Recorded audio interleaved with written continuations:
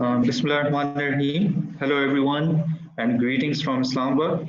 Distinguished delegates, presenters and participants from SARC member states and other regions around the globe. It gives me a great pleasure to extend you all a very warm welcome on behalf of SARC Energy Center. I am very thankful to all of you for joining us in the SARC webinar on hybrid RE power plants, opportunities and challenges, which is second of the series. I am Dr. Tanveer Ahmed and I am working at SARC Energy Center as Program Leader, Technology Transfer. I shall be moderating today's webinar. It is my pleasure to inform you that the Honorable Mr. Merli Gonatheleke, who is the SARC Energy Center GB Chairman and Additional Secretary, Ministry of Power and Renewable Energy, Sri Lanka, joined us in this webinar. We are very thankful to you, sir, for taking out time from your busy schedule to attend this event. First, I would like to invite Mr. Gonatheleke for some introductory comments. Yes. Thank you, sir. Thank you, Doctor. My dear friends, participants, and presenters of the webinar, hello and greetings from Islamabad to you all. I am Merli Gonatheleke, and on behalf of the SARC Energy Center Islamabad, Pakistan, welcome you all to this webinar on hybrid renewable energy power plants, opportunities and challenges. It's a great honor for me to speak to you on this occasion, as hybrid renewable energy power plants are expected to play their role in power production in South Asia. Dear participants, first of all, allow me to briefly speak about SARC Energy Center and its response. The inception of the center as a regional institute and technical arm for the SARC organization on energy matters was approved in the year 2006. Besides, the center was expected to translate the energy vision of SARC leadership into a reality. Therefore, the governing board, equally represented by the energy professionals from all 80 member states, guides and supervises the center. The day-to-day functional control of the center lies in the SARC Center. I am proud to be associated with the SARC Energy Center since its inception. Presently, I am the chairperson of the government. The center started its operations in the year 2008. During the last 11 years, the center has emerged as a vibrant and effective SARC institute, which has played its role in all regional level energy initiatives. Up till today, the center has carried out 130 plus interventions. The reports of these interventions are available on the center's website, free of cost to anyone. Moreover, prints of these reports can also be asked on the center, which we shall gladly provide. Today's webinar is to discuss the opportunities and challenges related to hybrid renewable energy power plants. SARC Energy Center intends to focus a few more on the various aspects of this and other important issues and technologies in the near future. Your participation in those also requested. My dear participants, energy itself is a prime move of almost all economic and technological advancements across the globe and consequently plays a crucial role in the development of the human life. Economic growth in the South Asian region can only be ensured by making energy accessible, affordable, and reliable to all. The holistic view of the energy situation in the South Asia reveals that optimal utilization and sharing of indigenous resources of the region is to be prioritized. since it would ensure energy security for the people of this region and to maximize the socio-economic benefits for them. Dear participants, a human gap in energy demand and supply in South Asia requests for new initiatives, aggressive policy decisions, and big investments in environmentally friendly power generation and infrastructure.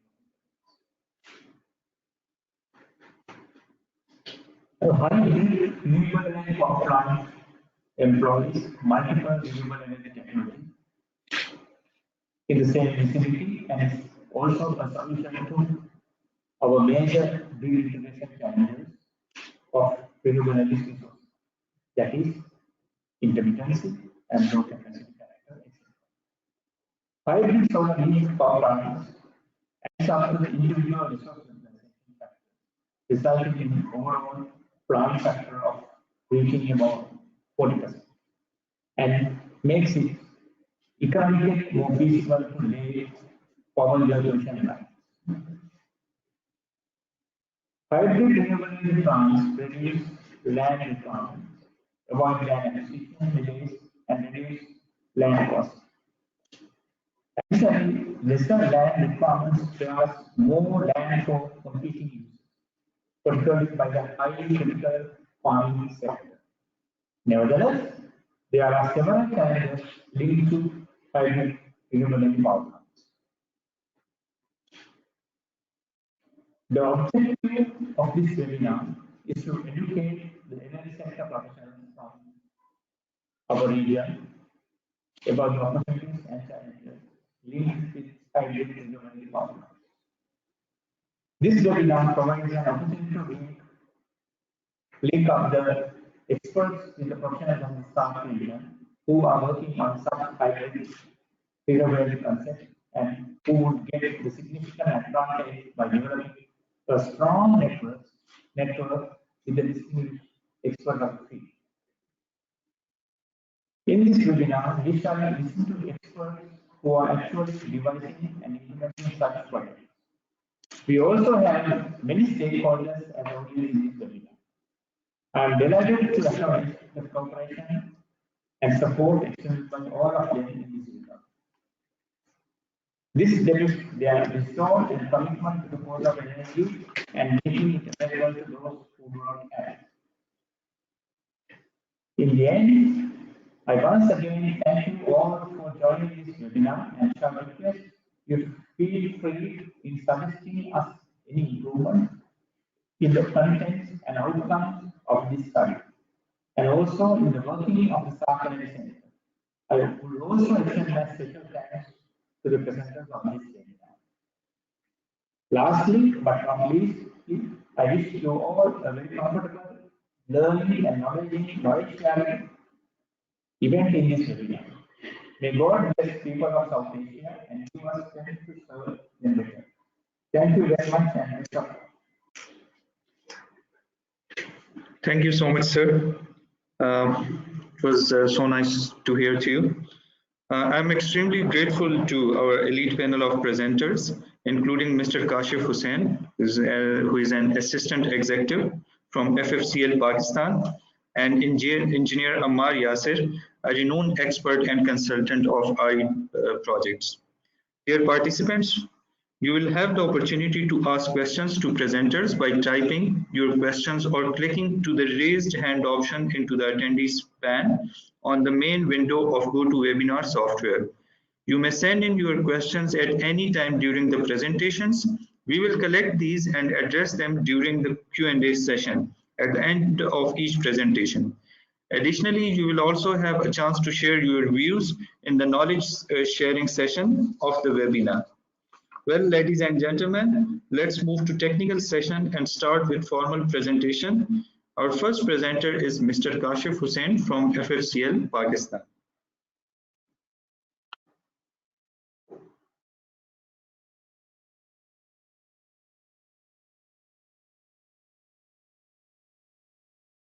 Good morning, ladies and gentlemen. You all hear my voice? Okay, I welcome you all to join the webinar regarding hybrid renewable energy power plants. I would like to introduce myself. My name is Kashif Hussain, and by profession, I am an electrical engineer, and I am working at Renewable Limited as assistant executive since 2015.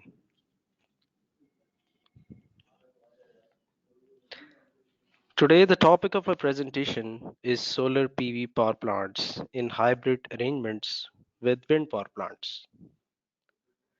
Okay, let's start with what is the hybrid solar wind power plant concept. Renewable energy sources such as solar energy and wind energy have been deemed clean, inexhaustible, unlimited, and environmental friendly. Such characteristics have attracted the energy sector to use renewable energy sources on a large scale. However, all renewable energy sources have drawbacks. The one that is common to wind and solar sources is their dependence on unpredictable factors such as weather and climatic conditions. Fortunately, due to both sources' complementary nature, some of these problems can be addressed by overcoming the weakness of one with the strengths of the other. This brings us to the hybrid solar wind power plant concept.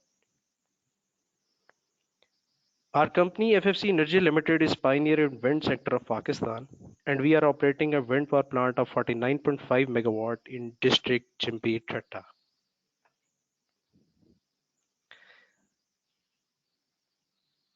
And in this slide, I will show you, I will tell you about the wind turbine facility that is based in Jampir. The capacity of the wind power plant is 49.5 megawatt, and the model of wind turbine is Nordex S77 1.5 megawatt hot climate version. And the location is Jambir district Thatta. Land area is 1283 acres and total number of turbines are 33.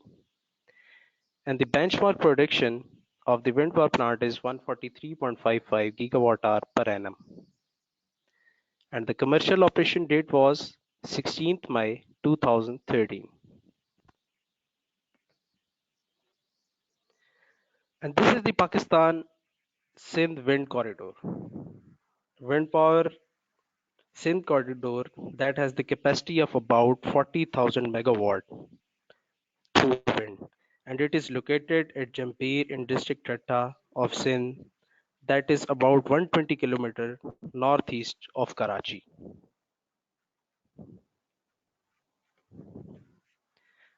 And these are the wind power plants that are working in Sindh region.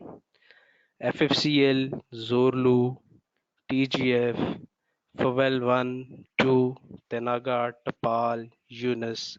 These are all the wind power plants that are working in the Jampir region.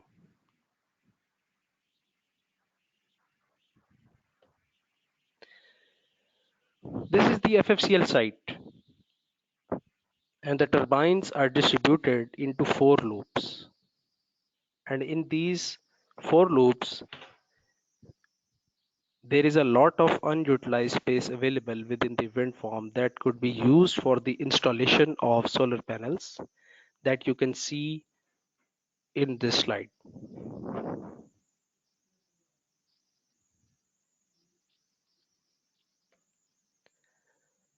Now, there is a growth trend of wind power plants in Pakistan. Total wind power plants commissioned in Pakistan was 1240 megawatt, and in December 2018 this figure was 1190 megawatt, and there are 600 megawatts wind power plants that are in pipeline and will be commissioned in 2020.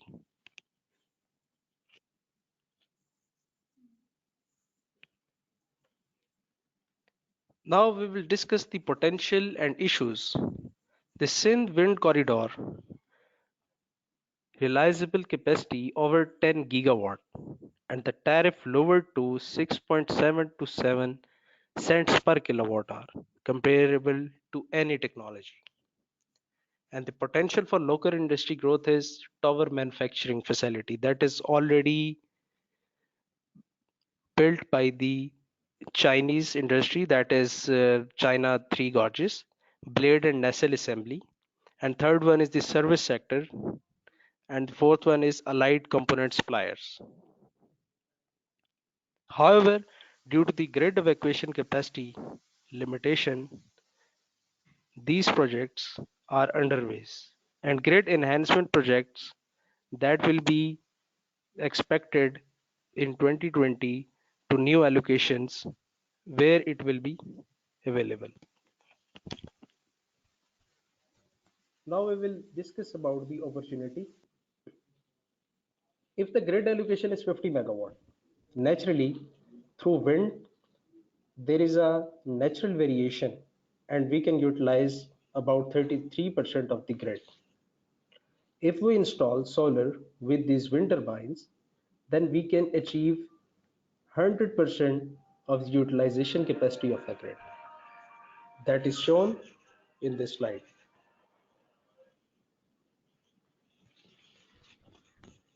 In the next slide, I will show you the project concept. As you see in the slide, one is wind power plant and the other is solar power plant that are interconnected through power panels. And this is a 50 megawatt capacity grid where the wind is connected.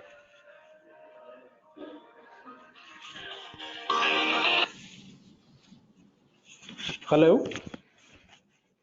Walaikum Assalam. Hello. As you see,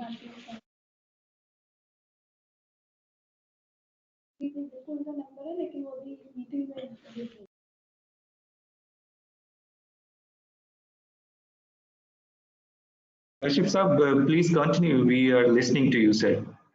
okay. So this is the project concept that is through wind and solar.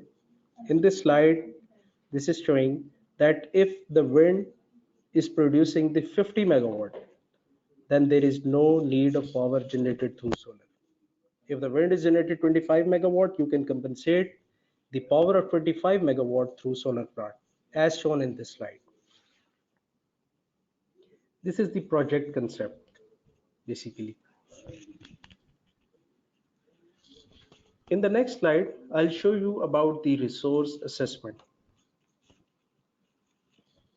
What is the wind and solar potential in Pakistan?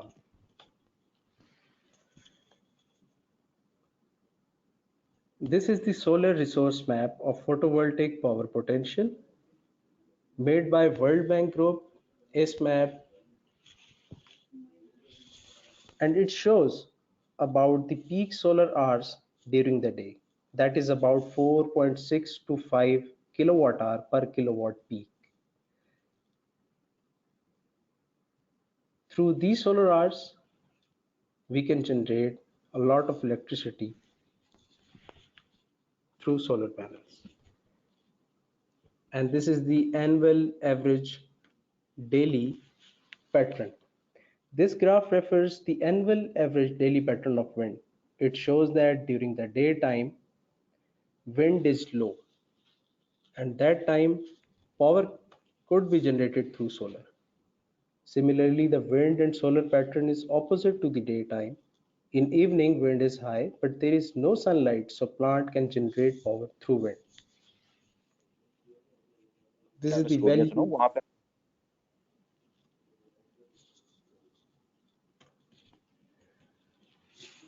In this slide, this is the wind farm annual production.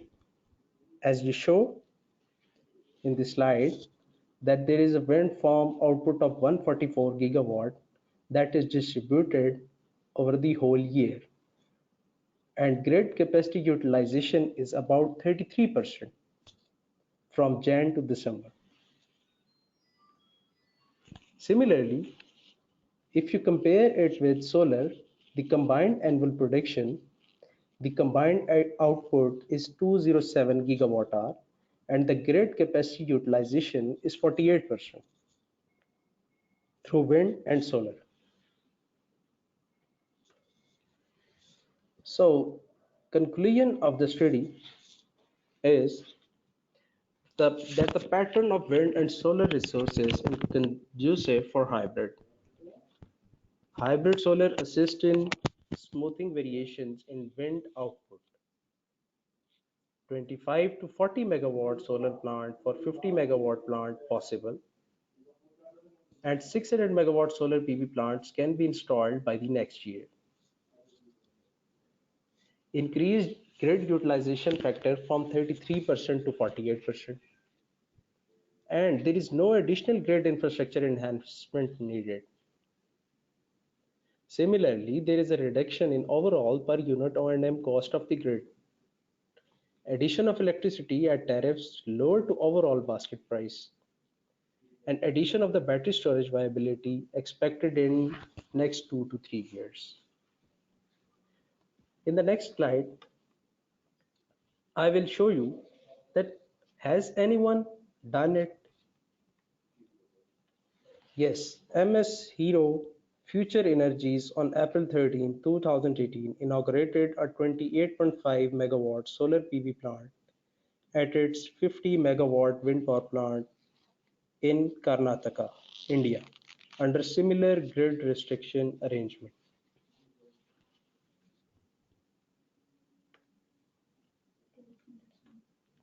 Progress and way forward. Concept has been approved in principle by AEDB and has issued LOIs to interested investors. And FFC has submitted its feasibility study to AEDB, which is under review of approval. Suitable upfront tariff for such hybrid solar PV projects shall provide stimuli for quick deployment, as no new grid planning, grid development needed, or quick installation can be done within 8 to 10 months. That is easily possible.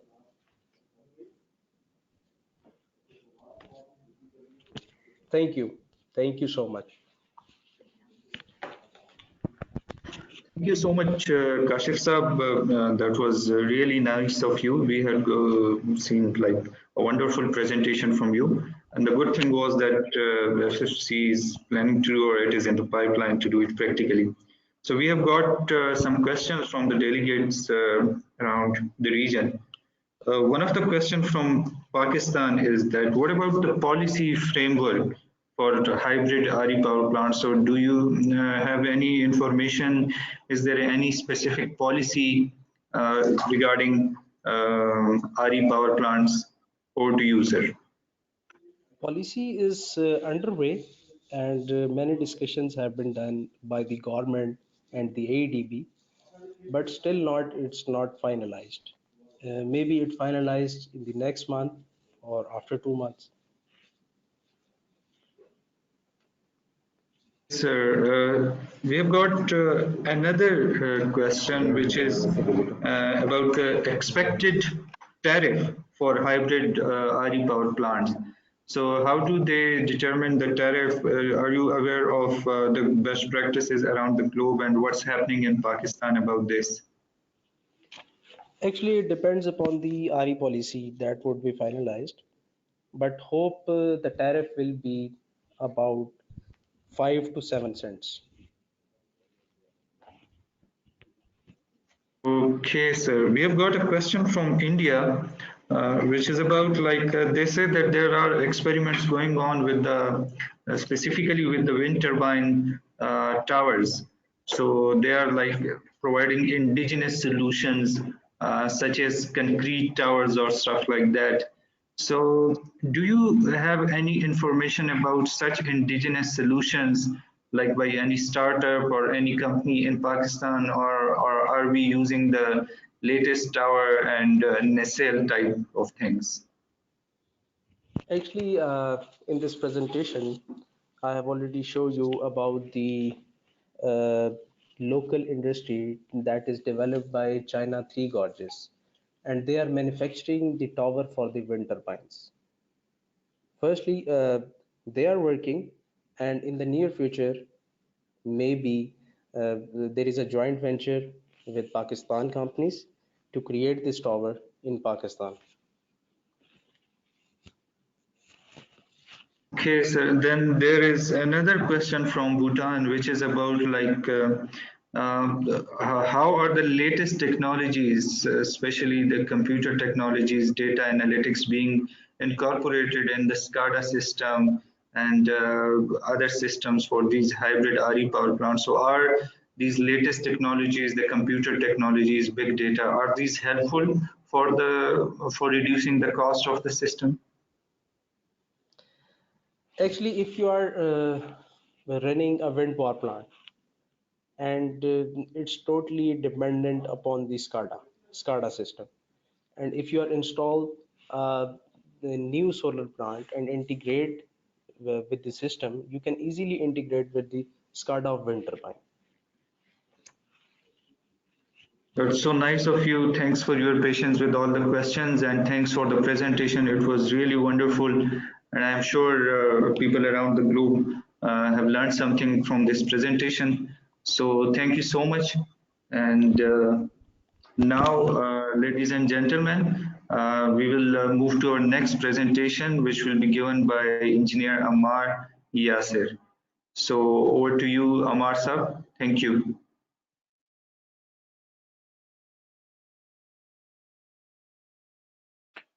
Hello everyone, good day. Can you guys hear me? Yes, sir, we can hear you clearly, sir. We can see the screen, so make it full screen. Thank you, sir. You can start the presentation. Okay. Good day everybody. Topic of my presentation would be hybrid renewable energy mini grids as model for rural electrification and their financing. My name is Ammar Yasser and I have been working in energy sector since last 15 years, and currently I am associated with US Pakistan Center for Advanced Studies. So this is first slide and I am sure most of you require no explanation regarding this, that energy is the principal link between human and planetary well-being. From human side, if you see the graph on the bottom left side, it shows that all the developed countries are the countries where energy consumption per capita is the highest. On the other side, we see that energy is the primary source of greenhouse gas emissions. Therefore, whether we talk about human development or whether we talk about climate change, it all comes together on the question of how we produce and use energy. Therefore, 100% of human development is dependent on energy services.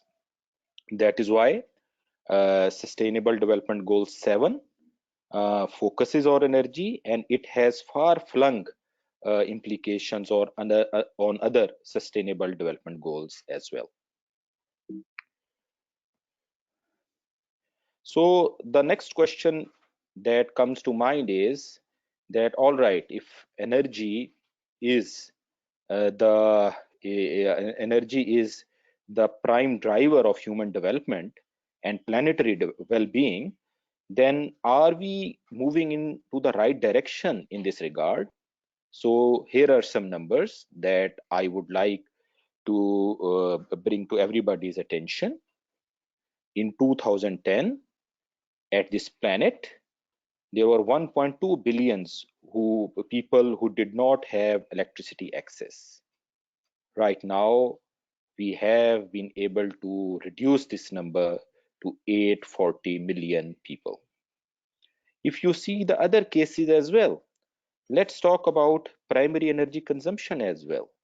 So primary energy intensity to create $1 of GDP has reduced as well, which means that not only we have provided more access to energy without compromising its efficiency, rather we have improved the efficiency.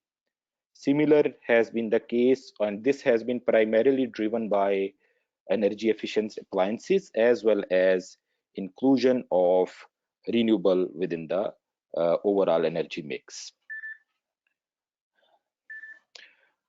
All of this, whether we are talking about clean cooking, whether we are talking about renewable energy, or whether we are talking about reduction of primary energy intensity, all of this has implication when we talk about microgrid, as we will learn later in this presentation.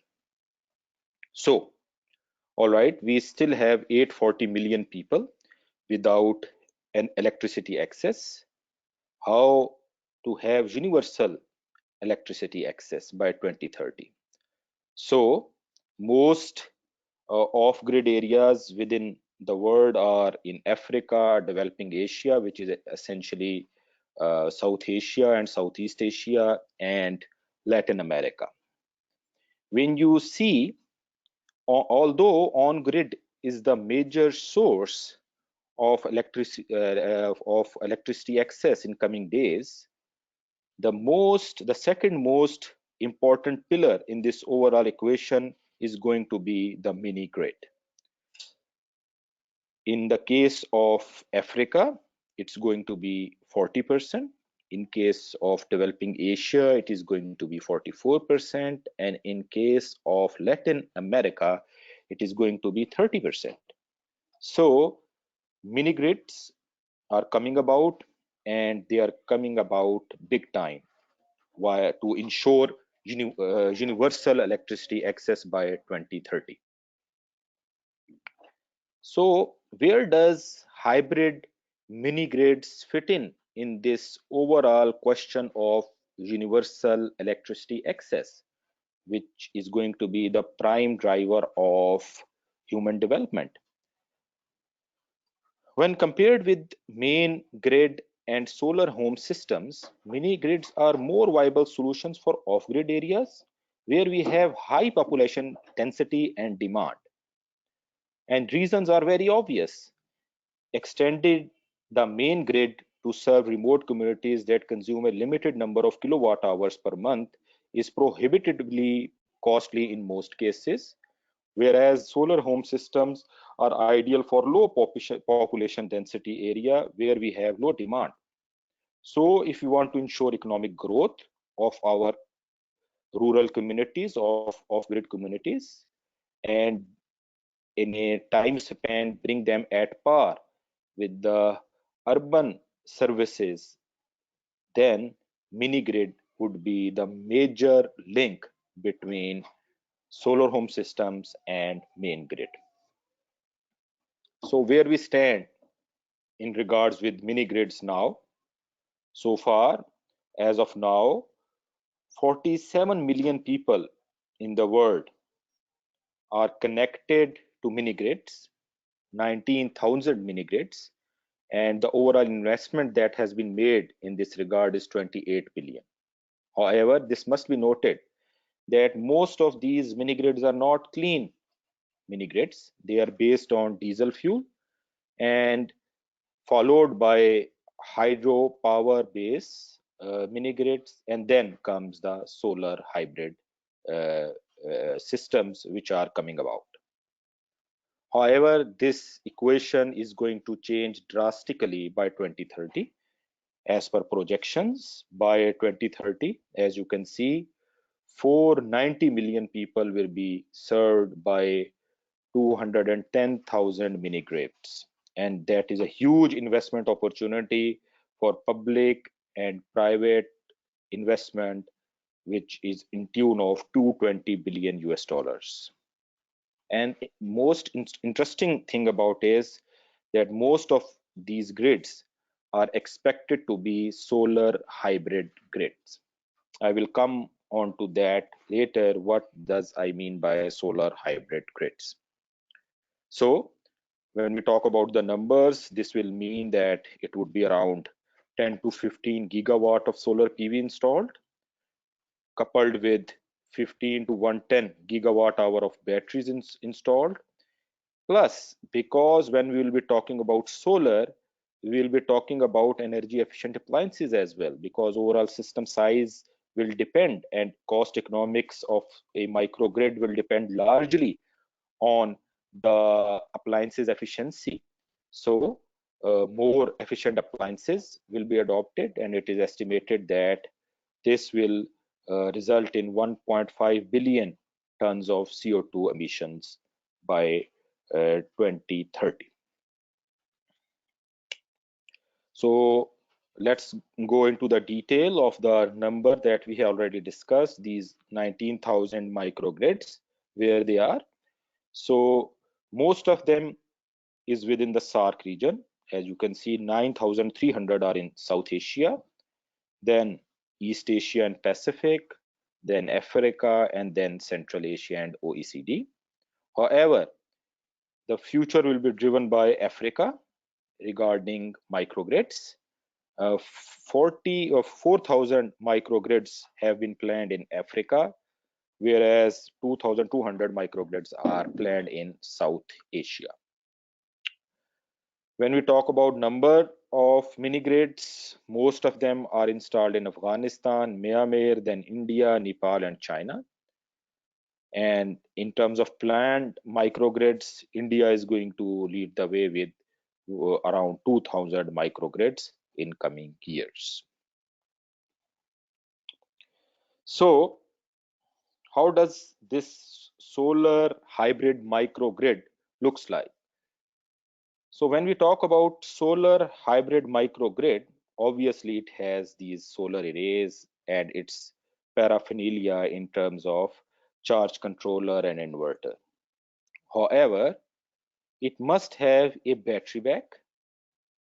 What this battery back will look like, we'll discuss in a few minutes. Then it must have a backup power source, and it is very important to consider this backup power source as an integral part of solar hybrid microgrid. This backup power source can either be a diesel-based generator, or it can be a biomass, hydro, or in rare case, wind-based power solution. Then it will have a distribution network. Then an important part of this third generation solar hybrid microgrid would be the smart meters.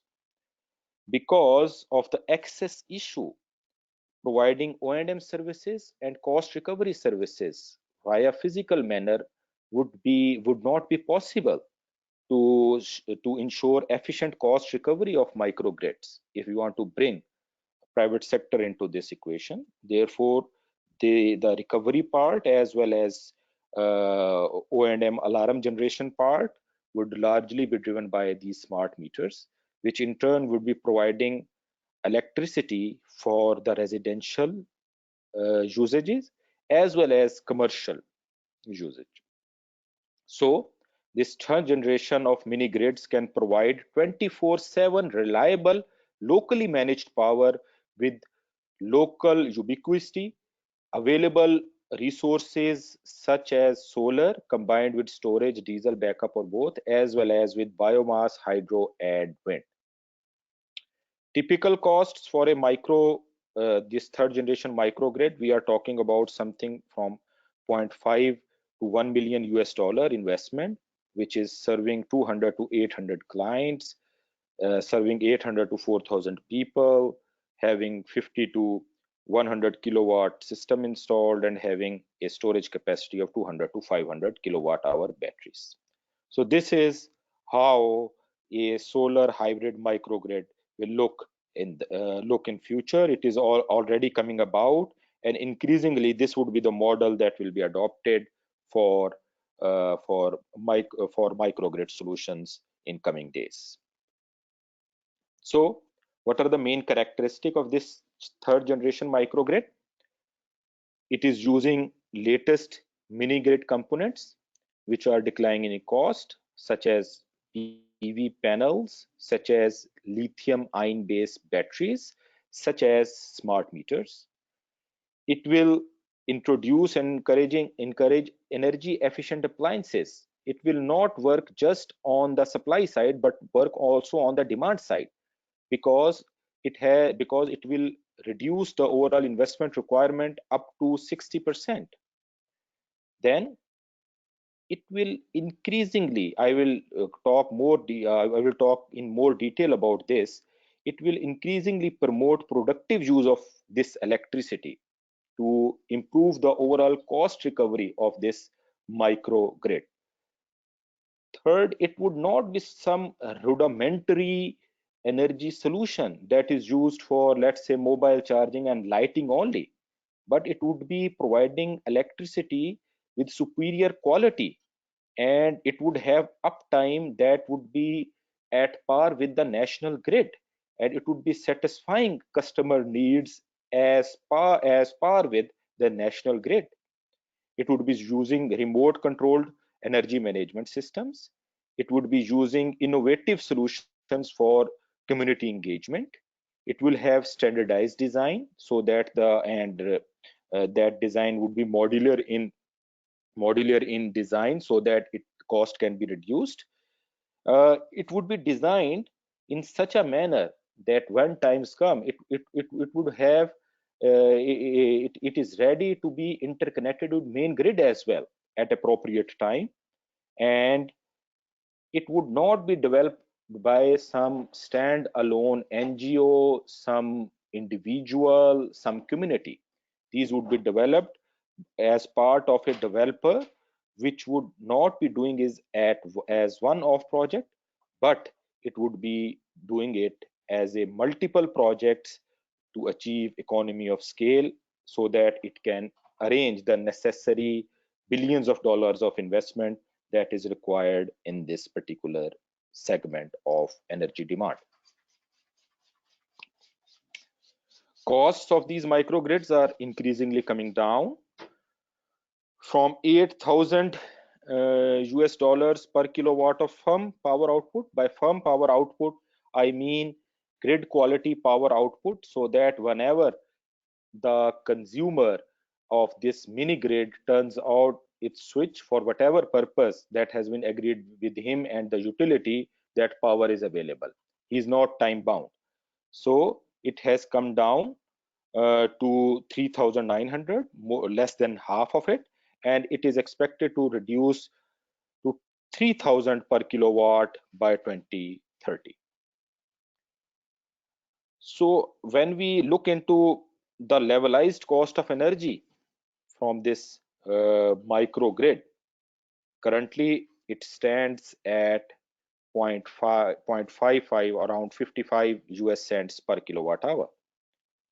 And this is because of the reason that the load factor is about only 22%.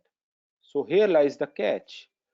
If here lies the catch. If we can reduce the overall capital cost of this microgrid, or somehow we can improve this load factor, that in turn will result in reduction of the levelized cost of energy through this microgrid.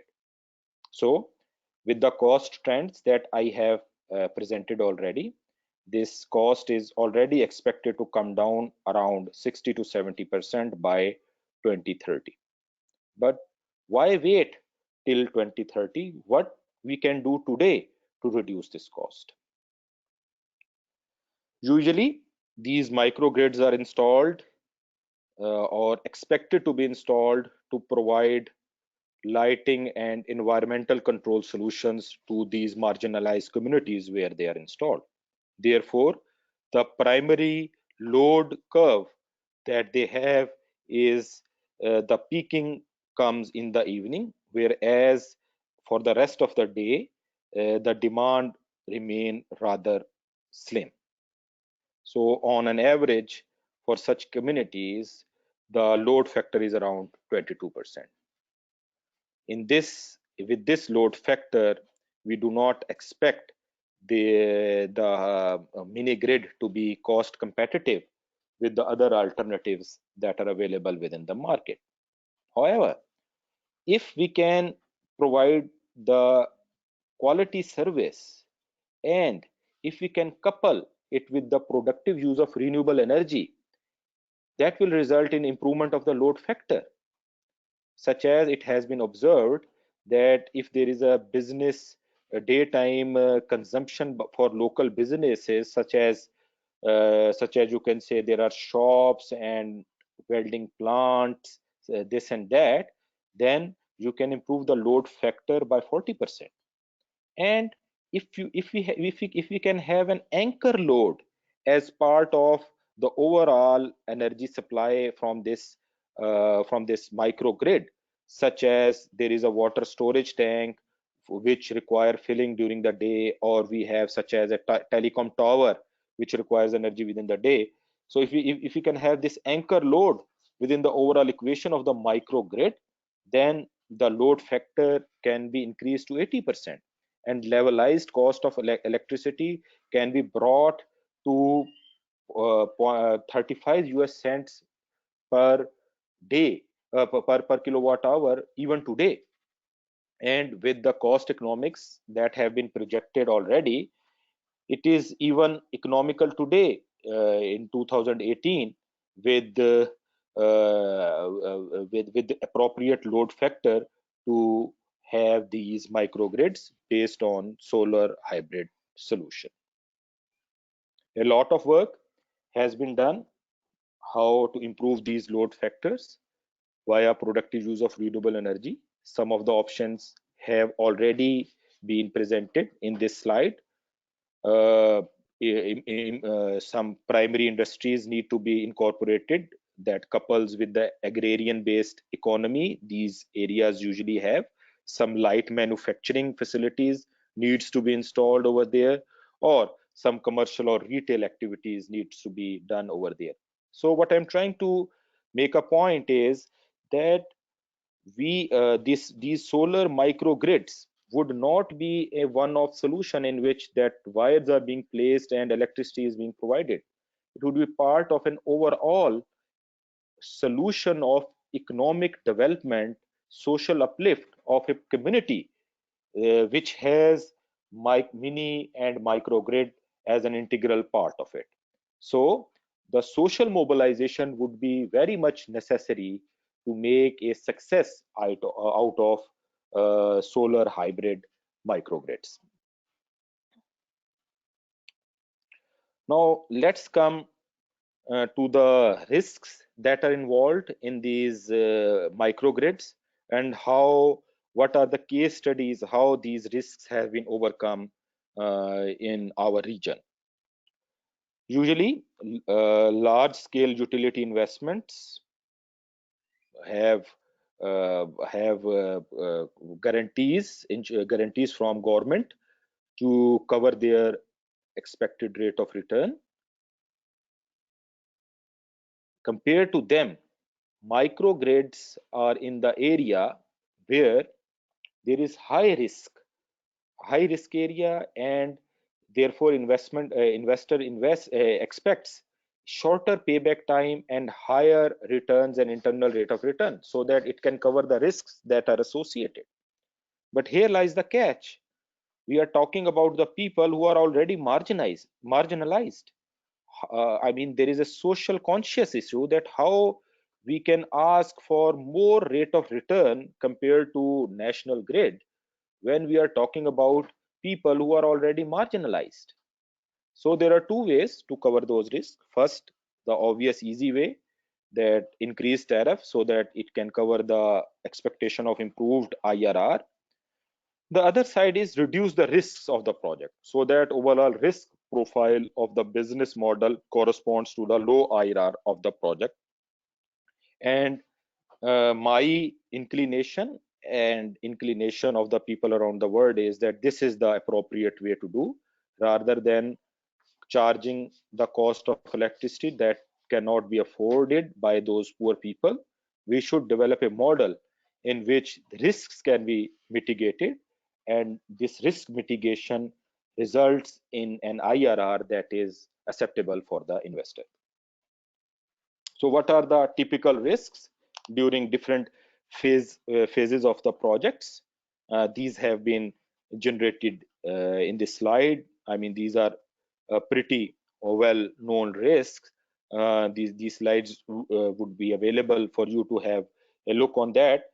Now I'll be talking about how different case studies of different microgrid projects and how they try to overcome the risks at the site identification and selection stage, technological design and selection of hardware stage, operation and maintenance stage, revenue and financing sources stage, and billing and metering stage. So I have selected 6 microgrids for this discussion.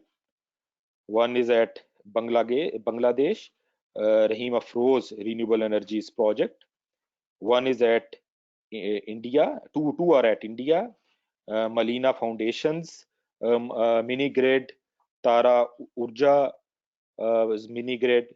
Then one is at Myanmar, Joma Micro Power, and then 2 are at Nepal, Gom Power and Subas and Sujan Electric Services Center. Their size and technology is mentioned over there.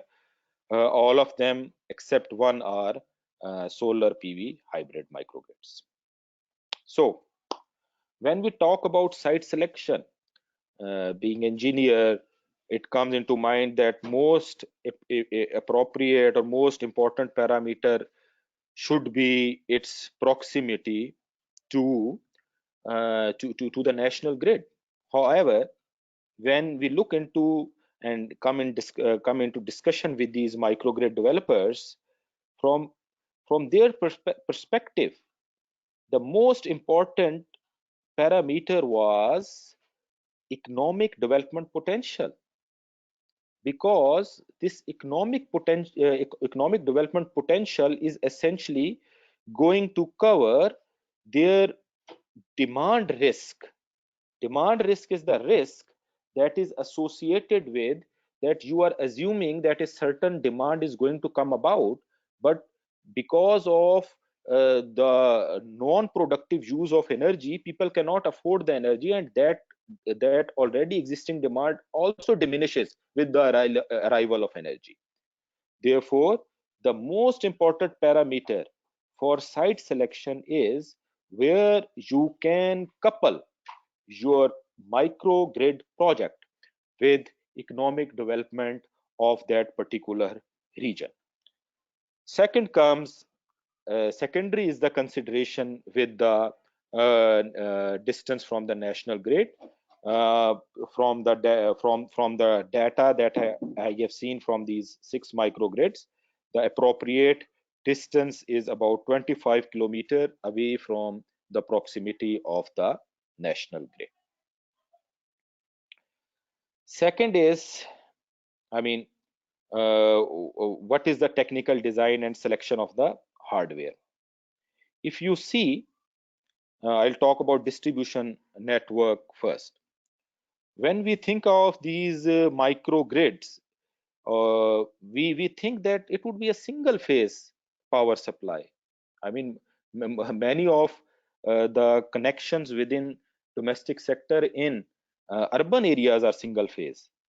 However, if you see these microgrids, almost all of these except one have 3-phase connection. Why is that? The reason is that without having productive use of renewable energy, an energy that qualifies for commercial use, these microgrids cannot sustain themselves. Therefore, one important thing regarding the technical design would be that how your distribution network is put in place so that it can supply 3-phase energy, which in turn is being utilized for productive use to improve overall demand curve of your microgrid. Second, when you see the energy storage option that has been adopted, lithium-ion batteries come into mind right away, but that is not the case. In most of the cases, it is these are flooded battery and lead acid VRLA batteries. How come? Because these are the regions where uh, where uh, telecommunication tower have already been installed, and local expertise of or local supply of these particular batteries is already available. Therefore, these had been the primary choice made by these microgrid developers. Therefore, while making decisions regarding technical design and selection of the hardware, local availability of that particular technology should be considered as well. Operation and maintenance. It has been estimated that overall, when levelized cost of energy is being calculated for these microgrids, if we do not opt for latest technologies, the levelized cost of energy would have 30% component from operation and maintenance. So all of these microgrid developers have adopted innovative measures to have operation and maintenance at minimum. Most of them have adopted remote monitoring, almost all of them. Then they have trained the local community for regular operation and maintenance. And similarly, they have done a clustering model, as I had mentioned earlier, that the developer of these projects should not be developer of one-off project. He should come with a portfolio so that he can cluster different projects, so that particular expertise can be shared between different projects to make it cost economical. So this has been the rule of the business of these successful microgrids. So when we come around the revenue and financing sources of these microgrids, most of them did not opted for very short rate of return or payback period. If you see, most of them are talking about payback period of more than 5 years. Why is that? The reason being that most of them has a particular security cover via grants. How sustainable this is going to be, that is yet is going to be seen, that how many grants are going to come about. But in future, this trend need to be considered, that these microgrids will require special security cover for covering their overall financial costs, so that their IRR cannot be exponentially higher compared to on-grid projects. When we talk about this revenue model, the primary revenue model has been micro utility, in which you charge per kilowatt hour of electricity supply. You will be providing electricity as a commodity, not as a service. For billing and metering, the interesting thing is that almost in most of the cases, in 50% of the cases, it has been integrated with the local telecommunication solutions, whereas in 50% of the cases it is being done via cash collection, in-person cash collection via community organizations. In almost all of the cases, prepaid smart meter is the solution, so that cost recovery can be ensured. So with this slide, I come to the conclusion of my presentation. The most important thing while thinking about renewable energy based microgrids, the most important thing is map out potential different productive use of renewable energy, without talking only about the supply side of renewable energy based microgrids will not solve anything. It will make your microgrids unsustainable. For that purpose, community engagement is very important. It should start right from the beginning of the design of these microgrids, so that the study of the sizing as well as financing and capacity building all is done during the design phase of the project. Partnership between microgrid sector and telecom sector is very much mandatory, so that real-time monitoring as well as revenue earning for the microgrid can be ensured with partnership with telecom sector.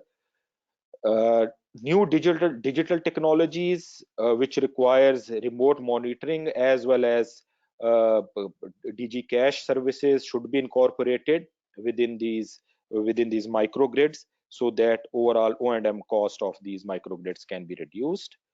And finally, as I have mentioned, that on their own, when in comparison with on-grid power, investors' perspective for on-grid power solutions, the IRR of microgrids is challenging. Therefore, public-private partnership is mandatory. Government should not leave the option of microgrid open to market forces alone. There is a requirement of having public-private partnership, so that it can leverage to increase financial sustainability and to lower the risk of the microgrid projects while securing utility or government buy-in in the projects. With this, I conclude my presentation. Thank you very much. Thank you so much, Amar Sahib. It was a wonderful presentation, and it was a lively and full of information presentation. We learned a lot about microgrids and how these can help in overcoming the energy crisis in the region. Sir, I have some questions from around the SAARC countries. So first we have a question from Bhutan, from Mr. Pradhan. It is, you mentioned that diesel generation and offline sources can be used as backup for a hybrid mini grid, but you didn't give any focus to wind energy. So could you explain why, what is the reason for this? There have been experiments at mini grid level. There have been experiments of wind and solar hybrid as well. There have been experiments of biomass and solar hybrid as well. And diesel generator I have mentioned already in my presentation. The experience has been, because if you want to supply what I have tried to reiterate in my presentation time and again, that what matters for sustainability of microgrid is the quality of energy service that you are going to provide, and it must be ready to serve the commercial need of that particular community. So with this perspective, the intermittency of both solar and as well as the wind needs to be considered. Usually the sites having both resources abundantly available are there, but rather rarely these sites are available, and the overall cost of the system goes much higher if we opt for both wind turbine as well as the solar PV system. So usually the PV system with battery backup is coupled with diesel gensets or biomass-based backup solutions due to cost reasons as well as because of the resource availability reasons. However, there are cases of solar wind hybrid microgrids as well, but they are rather rare. Yes, sir. Thank you for the detailed answer. Now we have another question from Mr. Abdurrahman from Bangladesh, and he is asking about the cyber security of these smart meters if connected to a hybrid grid. So how important it is, like the internet security, because you mentioned a combination of telecom and energy network. So any explanation about that, sir? Yes, I mean that is something that we need to look into, and because this thing is just evolving, and protocols are not and standards are not available as yet from a mini grid perspective. The what is being used usually is that there is a US based company called Solar Hive. It is providing these solutions. I mean, they are following the standard practice of cybersecurity with the smart meters that are being used within the grids as well. But so far there is no particular standards that have been developed for smart meters in the microgrid setup. That is something that microgrid community needs to look into in coming days as this thing rolls out. Yes, sir. Thank you. So you mean that this is an evolving area and we could see something huge in the future in this area. Now, Yes. another question from Sri Lanka. What is the difference between a smart grid and a microgrid? Smart grid is a smart grid is a term that in which the load can communicate with the grid as well. Not just that grid is communicating with the load. Whereas when we talk about third generation solar microgrid, we are not talking about that the grid can communicate with the load, but load may not be able to communicate with the grid in active manner.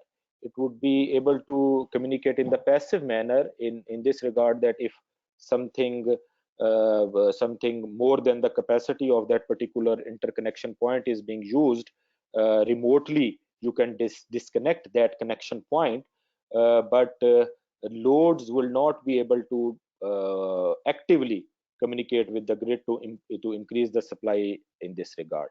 So because smart grid is still an evolving concept, and it will have its implication on a microgrid level as well. It is already having its implication on the microgrid level as well through incorporation of smart grid, but we have yet to see a microgrid in which active engagement from the load perspective with the microgrid. We have yet to see this case. Thank you so much, sir. So you mean that the appliances are not required to be that intelligent as compared to in smart grid. Sir, the last question is from Pakistan. It is about the future job opportunities in this area. So what do you see the future job market in this hybrid RE power plant, sir? Uh, as I have mentioned earlier, that when we talk about this rural electrification, people think about this rudimentary solar home systems and small scale investments, this and that.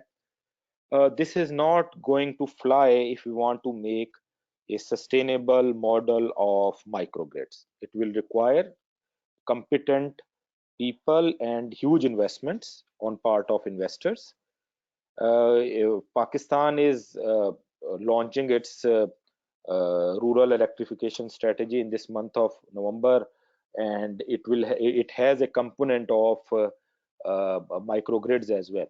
So from the job opportunities perspective, there are going to be many jobs, but these jobs would only be sustainable if big businesses can be lured to invest in couple with the utilities companies for the microgrid.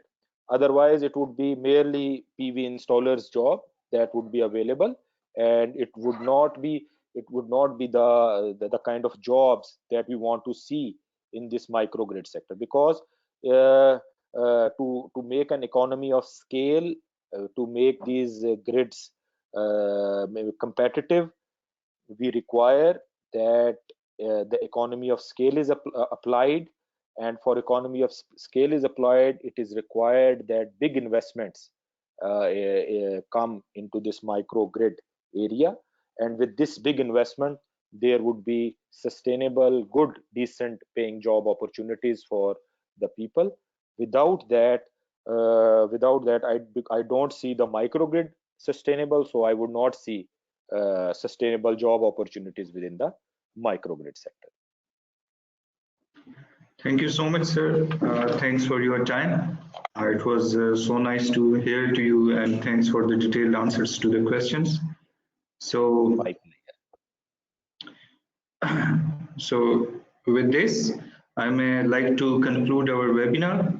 Thank you everyone for attending today's webinar. We have listened to two excellent presentations delivered by our distinguished presenters.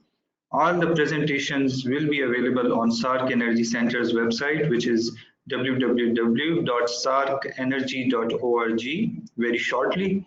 We would love to hear from you, any suggestions and any comments for further improvements.